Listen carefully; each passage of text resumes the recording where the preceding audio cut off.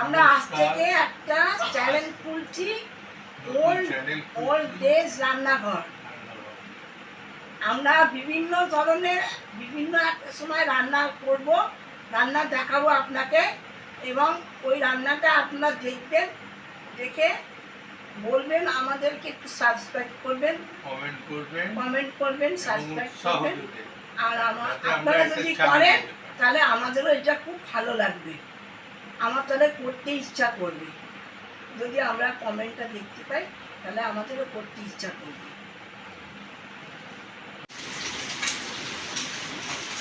এই আমি এখন পাবদা মাছ রান্না করছি, পাবদা মাছ ভাজছি।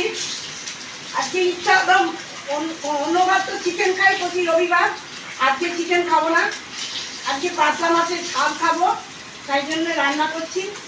আর সকালবেলায় খেয়েছি, কচুরির তরকারি নিয়ে এসেছিল আমার হাজব্যান্ড, কচুরির তরকারি খেয়েছি। আর কুমড়ো পটল আলু দিয়ে একটা তরকারি করেছি, ওইটা খাবো।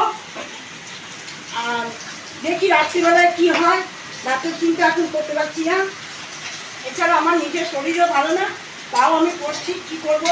আমার বৌমারও শরীর ভালো না, বৌমার বিরাট একটা অপারেশন হয়েছে, তো ওই যে বৌমা খুব রেস্টে আছে, সেই জন্যে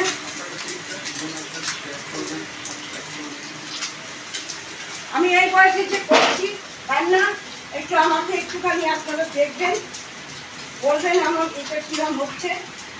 হ্যাঁ, আর একা হাতেই সব করি, তরকারি কাটা থেকে রান্না বান্না থেকে সব কিছুই সকালবেলাতে সব করছে, তাড়াহুড়ো করে, বেশি তাড়াহুড়ো পারি না, তবু চলে যাচ্ছে।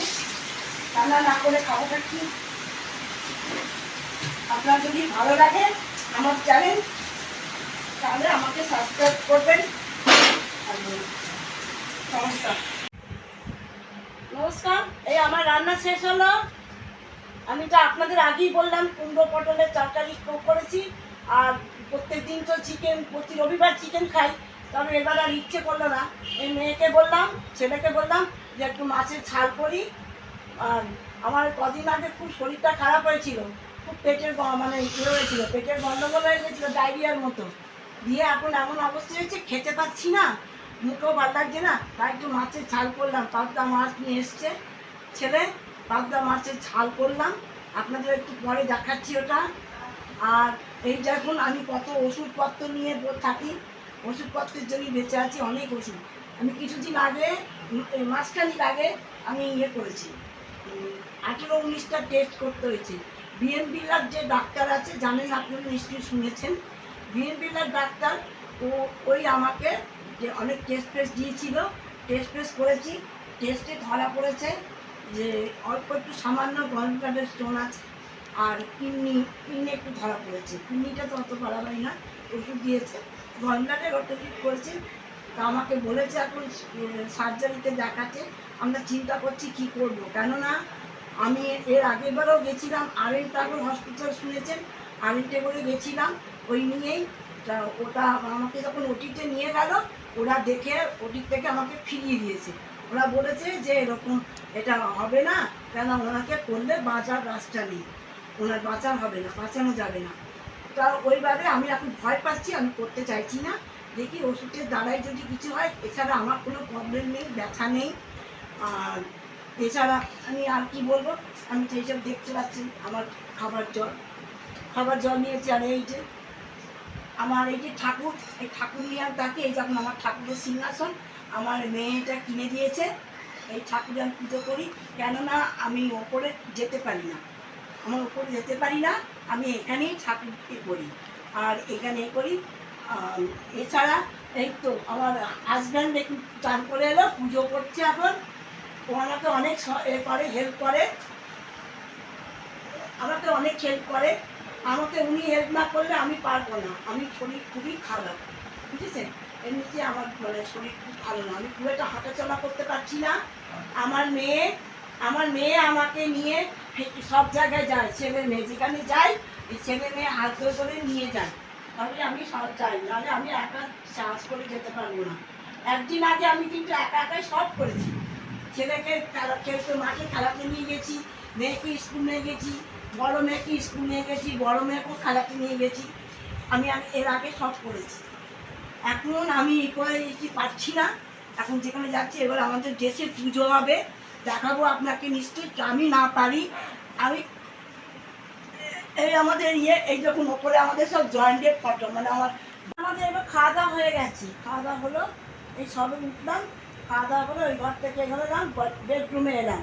বেডরুম থেকে এবার একটু বসেছি, এবার ওষুধপত্র খাবো, আমরা শোবো। আমার তো বয়স হয়ে গেছে, একটুখানি না শুলে না পারি না, চোখ খুব জড়িয়ে আসে, একটু শোবো। তবে আমার একটা দোষ আছে, আমি একটু টিভি না দেখে শুই না, আমি একটু টিভি দেখবো, দেখে শোবো। আর আমার হাজব্যান্ড তো এক্ষুনি শুয়ে পড়বে, আর আমার মেয়ে ঘুমায় না, ও নিজের মেয়ে ছাড়ে টিভি দেখবে দেখে। তা আমি আপনাদের বিকালবেলা সেই 5টার সময় উঠি, আমি উঠে ডিডি নাম্বার 1 নাম শুনেছেন? ডিডি নাম্বার 1টা দেখি, তো ওই তখন দেখবো আর আপনাদের আবার ব্লগ করবো। হ্যাঁ, ঠিক আছে। আমরা এবার চা খাবো, এই দেখুন চা নিয়ে বসেছি। হ্যাঁ, তারপরে এই ডিডি নাম্বার 1টা দেখলাম, যাই হোক আপনাকে দেখানো হলো না। ডিডি নাম্বার 1টা দেখলাম, এবার টিভি বন্ধ। এবার আমি এখন যাবো, কাপড় কাচবো, তারপরে সন্ধে দেবো, সন্ধে দিয়ে তারপর দেখি আর কি করতে পারি। আর রাতের খাওয়া দাওয়াটাও চিন্তা করি, কি রান্না হবে, কি খাবো নাবো, কী রান্না করবো। আলু কুমড়ো পটলের তরকারিটা আপনাকে শুনিয়ে দিয়েছি সকালবেলায়, দুপুরে শুনিয়েছি। আর মাছের ঝাল করেছিলাম, পাবদা মাছের ঝাল, সেটা আমি দেখানো হয়নি, কিন্তু খাওয়া হয়ে গেছে সব কিছু।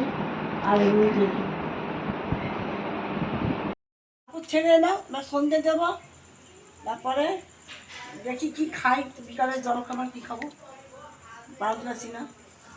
এখানে কতগুলো বিড়ালের বাচ্চা হয়েছে, এখানে সরাতে পারছি না, আমরা ওই ঘরে যেতে পারছি না, আমাদের আর একটা ঘর আছে, বুঝেছেন। আর কী করবো, রাতের খাবারটাও দেখি কী কী খাই, যে রান্না বান্না করবো, তখন আবার সব দেখাবো। আর কি বলবো,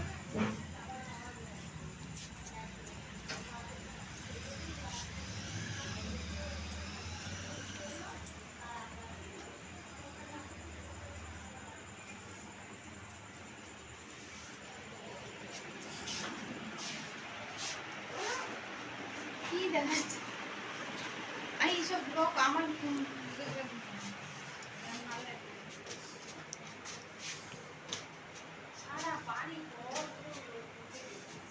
আমি রান্নাঘরে এখন এলাম, রাতের খাবারের ব্যবস্থা করছি। দেখি রাত্রেবেলাতে ডিমের ঝোল হচ্ছে, ডিমের ঝোল হচ্ছে, আমরা সব খাবো দাবো। আমার যদি এই ভিডিওটা আপনাদের ভালো লাগে, তাহলে আপনি আমাকে সাবস্ক্রাইব করবেন। শুভরাত্রি। কালকে থেকে দেখি অন্য অন্য কোনো ব্লগে আপনাদের দেখাবো।